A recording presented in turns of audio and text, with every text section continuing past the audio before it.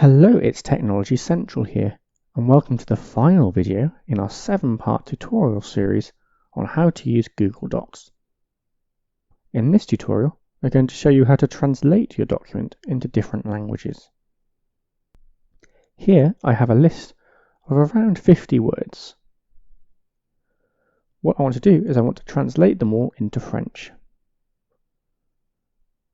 Come to Tools.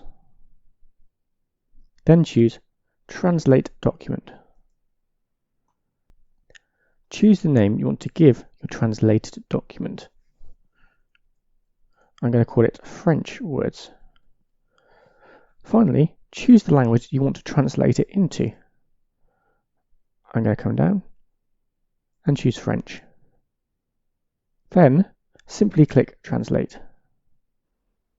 Wait a second and you'll see you now have your translated document with the name that you chose. If you come back to the Docs homepage, you'll see you have two documents, your original document and the one that has been translated. That's all we've got to show you in this tutorial. I hope you found it useful. If you have, leave a like, subscribe and leave us a comment. Also make sure you check out the rest of the tutorials in this tutorial series. But for now, thanks for watching and goodbye.